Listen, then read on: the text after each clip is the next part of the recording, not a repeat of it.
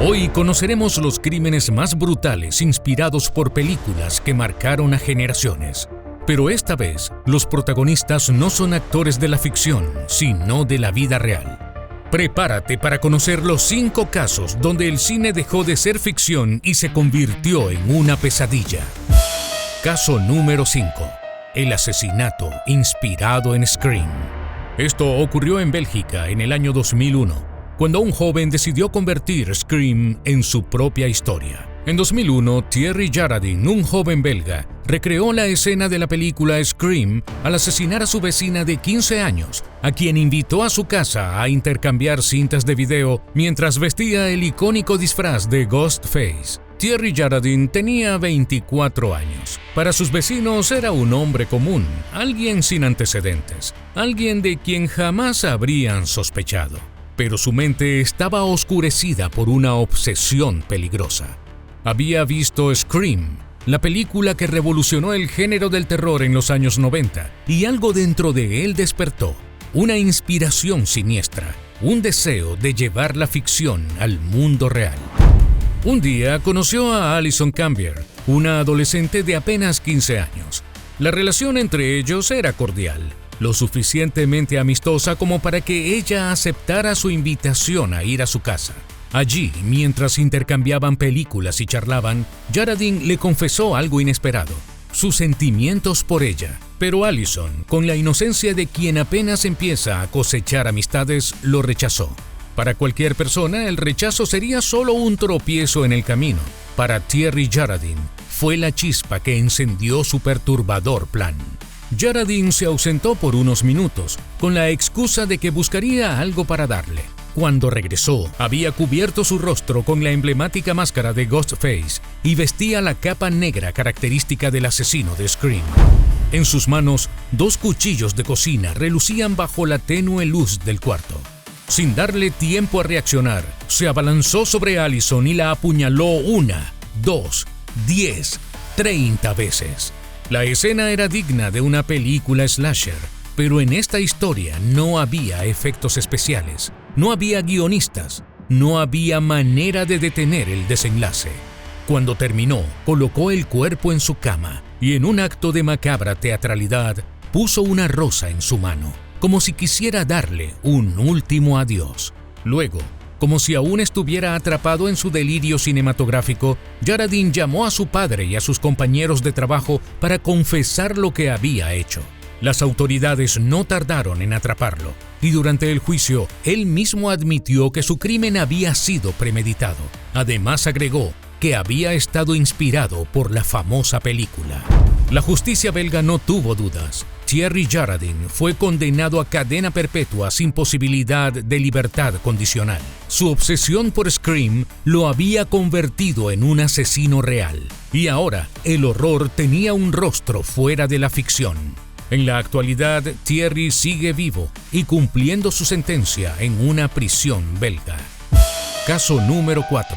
El ataque durante El Caballero de la Noche asciende. El 20 de julio de 2012, en Aurora, Colorado, cientos de personas asistieron emocionadas al estreno de El Caballero de la Noche Asciende, la última entrega de la trilogía de Batman dirigida por Christopher Nolan. Pero lo que debía ser una noche de entretenimiento se convirtió en una pesadilla. James Holmes, de 24 años, llegó temprano al cine. Se sentó en la primera fila, actuando como cualquier otro fanático emocionado. Pero en su mochila llevaba algo que nadie más tenía: bombas lacrimógenas, armas de fuego, balas y un plan macabro. A los pocos minutos de iniciada la función, se levantó, caminó hacia la salida y regresó con una máscara antigas. En ese instante, el público pensó que se trataba de alguna broma, hasta que las luces se oscurecieron y el caos comenzó. Holmes lanzó una bomba de gas lacrimógeno y, sin dar tiempo para reaccionar, abrió fuego contra los espectadores. El ataque fue brutal. Disparó indiscriminadamente, matando a 12 personas e hiriendo a más de 70 antes de ser arrestado. Cuando la policía llegó, Holmes no huyó, se dejó arrestar sin resistencia, como si su papel en aquella tragedia hubiera terminado. Su cabello teñido de naranja y su actitud serena desconcertaron a los agentes. Holmes dijo sin ningún remordimiento y con una sonrisa en su rostro que era el Joker, haciendo referencia al infame villano de Batman, el agente del caos, el villano sin reglas. ¿Holmes estaba realmente inspirado en él o solo era parte de su delirio? Desde el principio, los medios hicieron conexiones entre el ataque y The Dark Knight, la primera de la saga del Caballero de la Noche, donde el Joker, interpretado por Heath Ledger, es un agente del caos sin remordimientos. Sin embargo, aunque Holmes afirmaba ser el villano, nunca se comprobó que el film fuera una inspiración directa. A lo largo del juicio se habló más sobre su deteriorada salud mental que sobre el impacto de la película. Para los sobrevivientes, todo ocurrió en cuestión de segundos. Disparos, gritos, el sonido de cuerpos cayendo y la desesperación por escapar. A medida que se revelaban detalles, el mundo buscaba respuestas. ¿Por qué lo hizo? ¿Fue la película el detonante?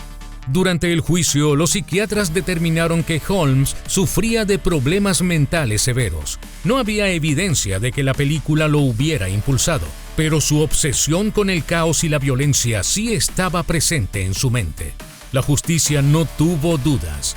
Cadena perpetua sin posibilidad de libertad condicional. Caso número 3. La naranja mecánica y su oscuro legado. En 1971, Stanley Kubrick presentó al mundo La Naranja Mecánica, una obra maestra del cine que exploraba la violencia, el libre albedrío y la moralidad.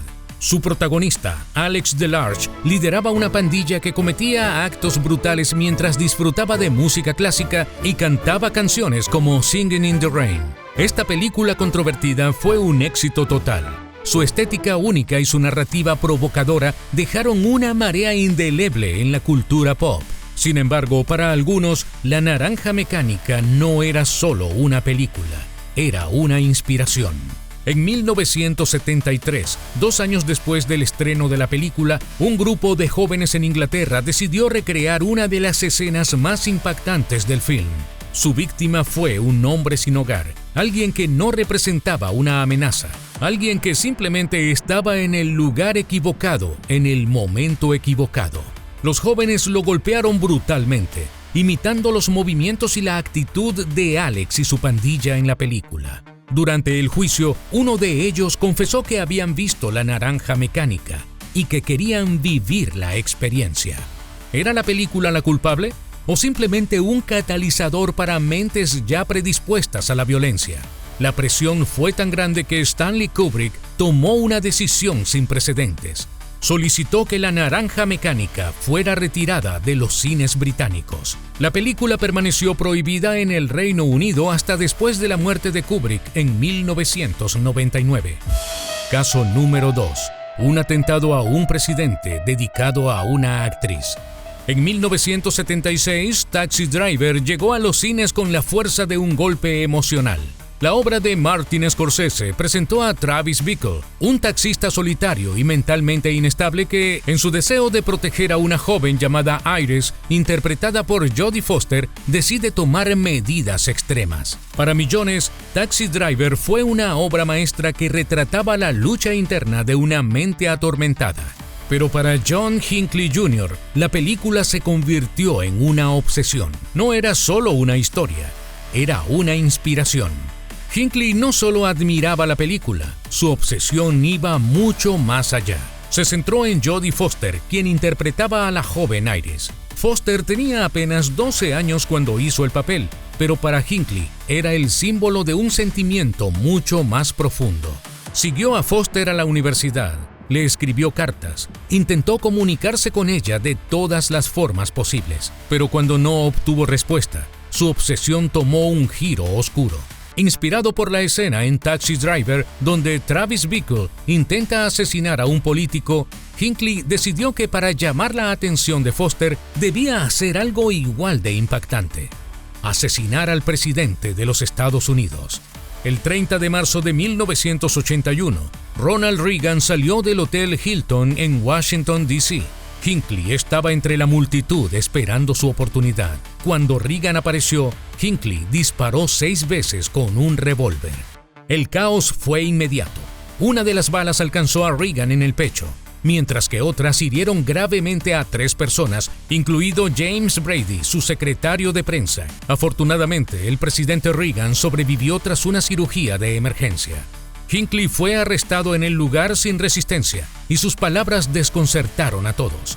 Lo hice por Jodie Foster. Durante el juicio se evidenció que Hinckley sufría de problemas mentales severos. Su defensa argumentó que no estaba en control de sus actos. Fue declarado no culpable por razón de demencia y enviado a un hospital psiquiátrico donde permaneció bajo tratamiento durante décadas. Hinckley fue liberado de todas las restricciones legales en 2022. Los tribunales determinaron que ya no representaba un peligro. Actualmente vive como un ciudadano libre y ha intentado dedicarse a la música, aunque su pasado sigue generando controversia. Caso número 1. Una obsesión por Dexter. Dexter es una popular serie de televisión que sigue la vida de Dexter Morgan, un forense que trabaja para la policía durante el día y actúa como un asesino en serie por las noches, pero con un código moral. Solo mata a criminales que han escapado de la justicia. Para muchos, la serie es un retrato cautivador de la psicología humana, pero para Stephen Miles, un adolescente británico de 17 años, fue más que una ficción. El 24 de enero de 2014, en Surrey, Inglaterra, Miles llevó a cabo un crimen escalofriante que imitó elementos clave de la serie. Su víctima fue su propia novia, Elizabeth Thomas, de 17 años. Según las investigaciones, Miles planeó el crimen durante un tiempo para cometerlo con la frialdad de un psicópata. El adolescente recibió la visita de su novia, algo muy normal entre una pareja de jóvenes enamorados. Todo transcurría como siempre. Miles actuaba como siempre lo hacía, pero esta vez con una intención macabra. En lo que vio la oportunidad, apuñaló a Elizabeth arrebatándole la vida. Y luego, siguiendo el ritual de Dexter, envolvió el cuerpo en plástico, recreando el modus operandi del personaje. Después de cometer el asesinato, Miles llamó a su hermana confesándole lo que había hecho. Él, como buscando justificación, afirmaba que su alter ego, llamado Ed, lo había obligado. Cuando la policía llegó, encontraron una escena perturbadora. Elizabeth estaba envuelta en plástico y Miles no mostró señales de remordimiento. Durante el juicio, su obsesión por la serie de televisión Dexter fue presentada como evidencia de cómo la ficción influyó en sus acciones. El juez lo describió como un asesino brutal y calculador y lo sentenció a 25 años de prisión. Stephen Miles nunca negó su obsesión por el personaje de ficción, y ese detalle fue la clave durante la investigación y el juicio. Desde el principio, su fascinación con la serie quedó evidente, ya que hablaba abiertamente sobre ello antes del crimen. Era conocido por sus amigos y familiares como alguien obsesionado con los asesinos en serie y con el personaje de Dexter Morgan en particular. Estos casos ilustran cómo las mentes vulnerables pueden interpretar de forma peligrosa los conceptos de ficción. ¿Hasta qué punto la ficción puede influir en la realidad? ¿O estos crímenes son el resultado de mentes perturbadas que buscan una excusa para actuar? Lo cierto es que el cine de terror y suspenso nos fascina porque juega con nuestros miedos más profundos. Pero cuando esos miedos traspasan la pantalla y se convierten en actos reales, la historia ya no es entretenimiento, sino un reflejo oscuro de la mente humana. ¿Y tú, qué opinas? Déjamelo saber en los comentarios. Suscríbete, dale like y activa las notificaciones para más casos como este.